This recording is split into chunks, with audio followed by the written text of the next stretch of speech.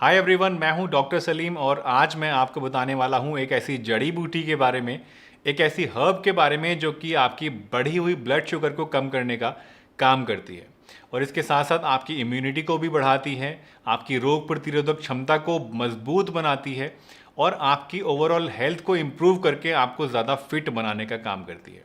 तो चलिए बिना किसी देरी के इस वीडियो को शुरू करते हैं और जानते हैं कि ये कौन सी हर्ब है और कैसे इसको आपको इस्तेमाल करना है।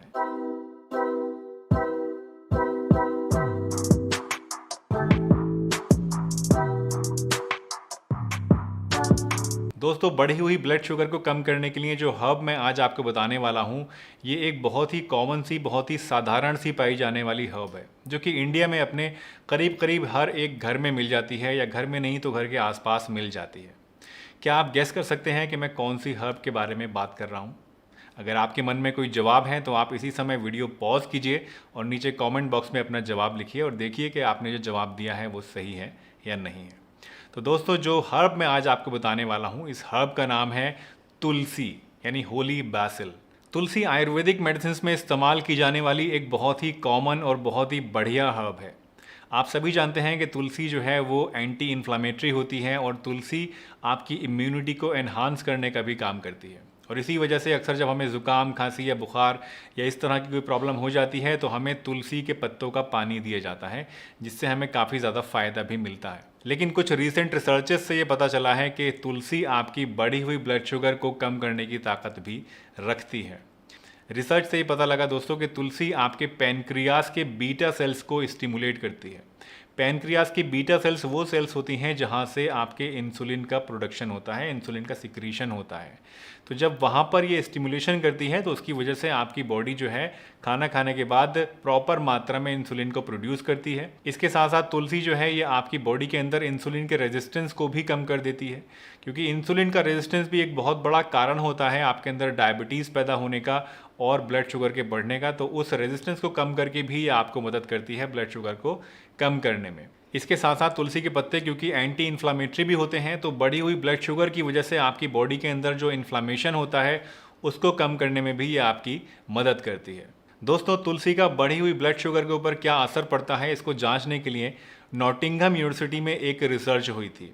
इस रिसर्च में 60 लोगों को लिया गया और इन 60 लोगों को 2 ग्रुप्स में डिवाइड कर दिया गया, यानी 30 लोग एक ग्रुप में और 30 लोग एक ग्रुप में। इन दोनों ही ग्रुप्स के लोगों को कहा गया कि आपकी जो डायबिटीज़ की दवाइयाँ चल रही हैं, ब्लड शुगर की दवाइयाँ चल रही हैं, उनको आप एज इट इज़ कंटिन्यू रखिए।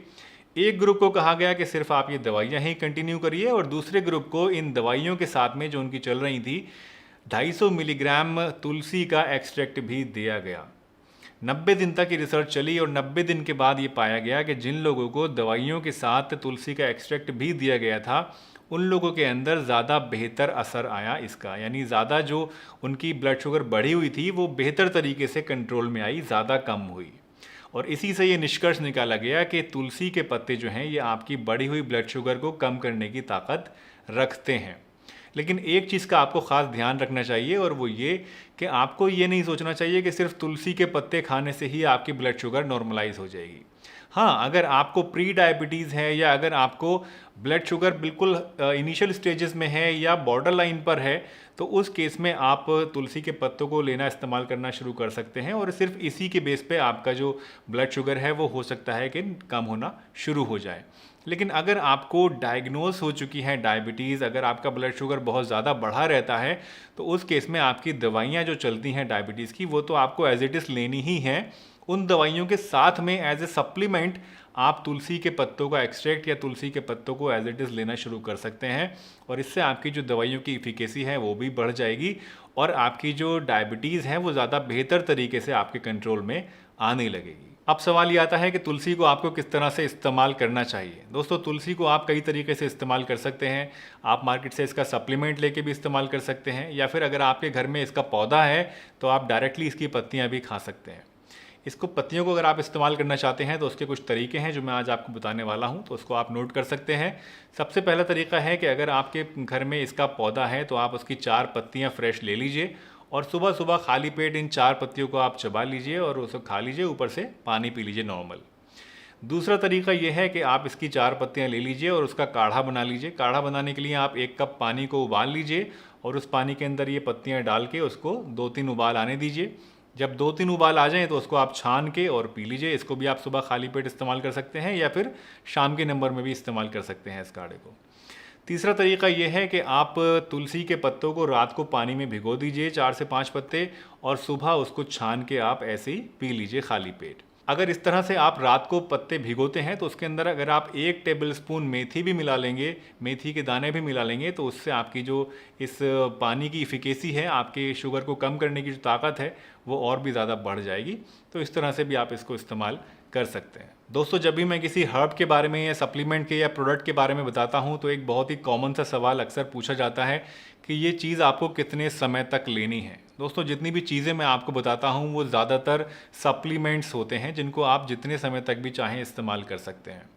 अमूमन एक आम तौर पे देखा जाता है कि जितने भी सप्लीमेंट्स हैं उनको आपको कम से कम 2 से 3 महीना रेगुलर ज़रूर इस्तेमाल करना चाहिए। तो अगर आप तुलसी को भी ले रहे हैं तो आप कम से कम 2 से 3 महीने रेगुलर इसको इस्तेमाल ज़रूर करिए।